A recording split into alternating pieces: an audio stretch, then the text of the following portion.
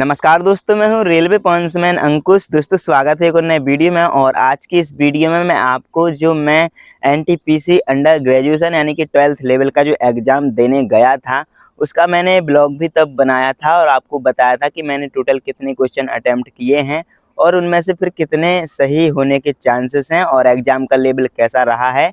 दोस्तों ये आंसर की बताने के बाद मैं आपको कुछ ऐसी चीज़ बताऊंगा जो मुझे इस एग्ज़ाम से सीखने को मिली है, जो आपके बहुत ज़्यादा काम आने वाली है। तो सबसे पहले मैं आपको इसका पूरा रिव्यू बताता हूँ, उसके बाद वो चीज़ बताता हूँ जो इस एग्ज़ाम से सीखी है, जो हर एक स्टूडेंट के बहुत ज़्यादा काम आ सकती है।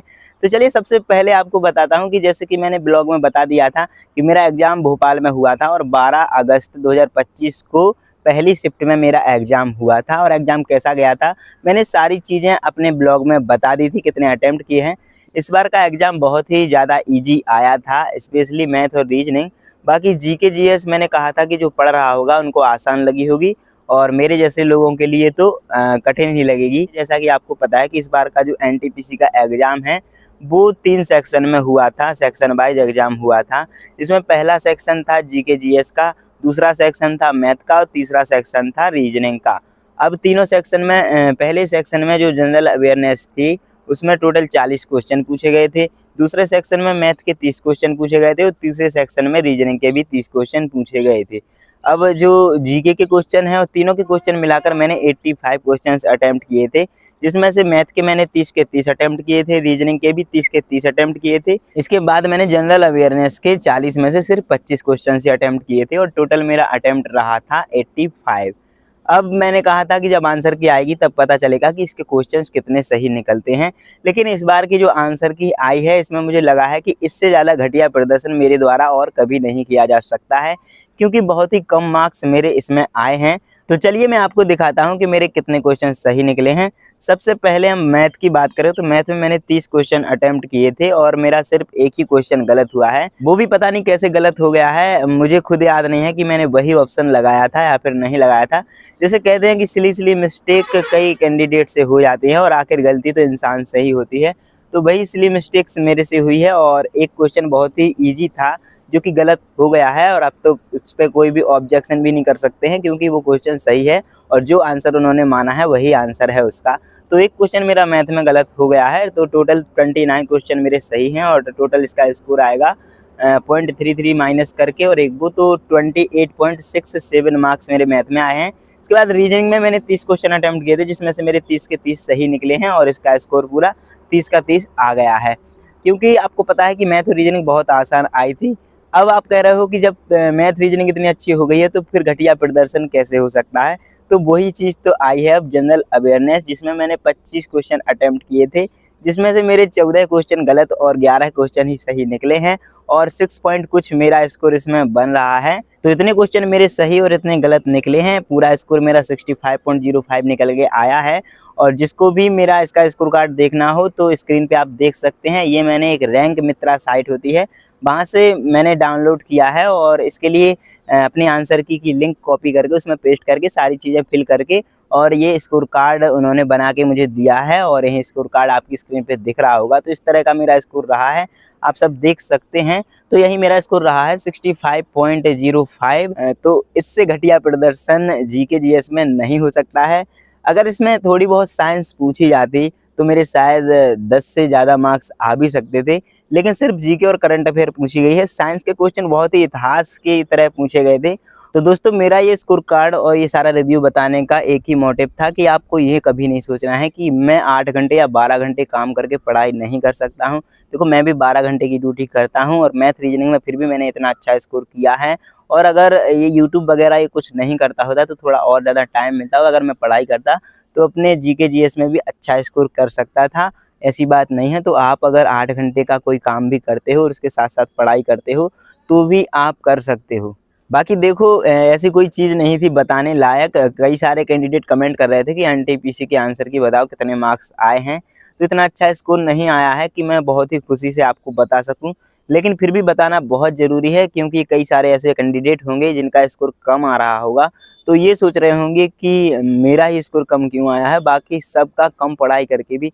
तो ऐसा नहीं है। देखो मैथ रीजनिंग आसान आई थी, बाकी जो जनरल अवेयरनेस है जिसने इससे पढ़ाई करी होगी, करंट अफेयर अच्छी से पढ़ी होगी और जीके अच्छे से पढ़ी होगी, स्टैटिक जीके अच्छे से पढ़ी होगी, तो उनका स्कोर अच्छा आया होगा। और 15 स्कोर भी अगर 40 में से आ गया है तब भी उनका स्कोर 70 के पार चला गया होगा। और इस हिसाब से 70 अगर आपका स्कोर आता है तो आप CBT 2 के लिए बिल्कुल सेफ हैं। बाकी मेरा भी कुछ कहा नहीं जा सकता है, अगर नॉर्मलाइजेशन में 4-5 मार्क्स मिल जाएंगे तो 70 तक आ जाएंगे, जिससे कि CBT 2 के लिए आराम से क्वालिफाई कर जाऊंगा।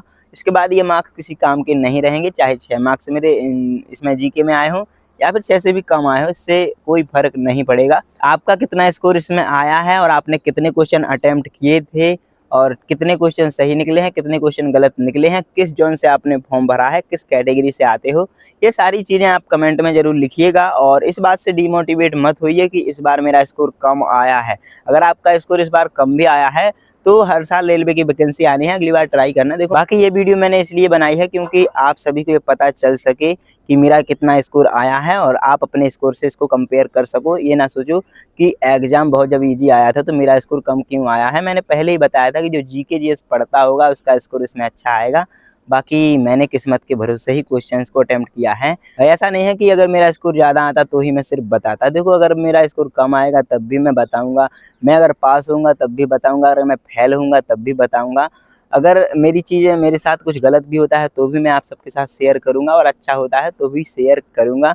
ये ना सोचें, हमारी फैमिली है ये, और इसमें किसी भी बात को छुपाना नहीं चाहिए। अगर आपका भी स्कोर कम आया है तो भी नहीं छुपाना चाहिए। बाकी ये सोचकर बिल्कुल डिमोटिवेट नहीं होना है कि जब मेरा स्कोर कम आया है तो मैथ रीजनिंग में मैंने अच्छा परफॉर्मेंस दिया है, जिस तरीके की मेरी उम्मीद थी वो परफॉर्मेंस निकल के आई है, क्योंकि उसकी मुझे पूरी तरह से अच्छे से हर एक चीज़ आती है और प्रैक्टिस भी मेरी बहुत अच्छी है उस चीज़ में, तो उसका रिजल्ट निकल के आया है। बाकी आप इससे डिमोटिवेट नहीं होइए कि मेरा स्कोर कम आया है, अगली बार बहुत अच्छा स्कोर आएगा। तो दोस्तों, स्कोर तो आपने देख लिया है और सारी चीज़ें मैंने बता दी हैं। अब मैं आपको बताता हूँ कि इससे मुझे सीखने को क्या मिला है।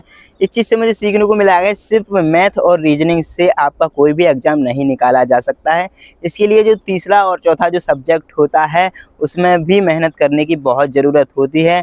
ऐसे ही मैं कहता हूं कि जब भी आप रेलवे ग्रुप डी का फॉर्म भरे हुए हैं, जितने भी कैंडिडेट जिनका भी एग्ज़ाम आने वाला है 17 नवंबर से जो होगा, तो उसमें ये नहीं सोचना है कि मैं साइंस को छोड़ दूंगा तो मेरा इन 3 सब्जेक्ट को मिलाकर सिलेक्शन हो सकता है, या फिर मैं जीके को छोड़ दूंगा तो भी मेरा सिलेक्शन हो सकता है। क्योंकि ये उम्मीद है, क्योंकि साइंस में भी ये बिल्कुल क्लियर नहीं होता है कि हम पूरे में से पूरे मार्क्स लेके आ जाएंगे, थोड़े बहुत उसमें से भी कट जाएंगे। जैसे कि मैथ में मेरा एक क्वेश्चन कट गया है, तो पूरी उम्मीद के साथ हमें एग्जाम्स देते हैं और हमें अपने अंदर विश्वास होता है, लेकिन कभी कभी अगर एक आध दो क्वेश्चन गलत हो जाते हैं तो थोड़ा विश्वास पे फर्क पड़ता है। इसलिए आपको चारों सब्जेक्ट की बराबर तैयारी करनी है। अभी से लेके लास्ट के जो 8 महीने की करंट अफेयर 2025 के अगस्त तक की पूरी करंट अफेयर आपको पढ़नी है, स्टैटिक जीके आपको पढ़नी है, पॉलिटी आपको पढ़नी है, और हो सके तो आपकी जो 1857 के बाद का इतिहास रहा है वो भी आपको पढ़ लेना है। थोड़ी बहुत नदियों के बारे में भी आपको जानकारी होनी चाहिए, जो कि स्टैटिक जीके के अंदर भी आ जाएगी। तो ये सारी चीज़ें आपको बिल्कुल पढ़ के जाना है। मैथ रीजनिंग की अच्छी से तैयारी करनी है, साइंस भी अच्छे से पढ़ के जाना है। मैंने इंपॉर्टेंट टॉपिक्स की वीडियो जो बनाई है उसको देख के जो बताए हैं वो सारी चीज़ें आपको पढ़ के जाना है। तो यही चीज़ मैंने इस एग्ज़ाम से सीखी है कि सिर्फ 2 सब्जेक्ट पढ़कर आप तीसरे सब्जेक्ट की भरपाई नहीं कर पाएंगे, तीसरे सब्जेक्ट में भी आपको कुछ ना कुछ अच्छा करना होगा। तो दोस्तों, यही था आज की इस वीडियो में, यही रिव्यू था। अभी मुझे ड्यूटी के लिए निकलना है, तो चलिए फिर, उम्मीद है कि आपको ये रिव्यू अच्छा लगा होगा, वीडियो पसंद आई होगी। अगर वीडियो पसंद आई है तो वीडियो को लाइक ज़रूर करिएगा और अपने सभी दोस्तों के साथ शेयर ज़रूर करिएगा। और अगर अभी तक चैनल को सब्सक्राइब नहीं किया है तो सब्सक्राइब जरूर करिएगा। चलिए फिर मिलते हैं अगली वीडियो में, तब तक के लिए नमस्कार, धन्यवाद।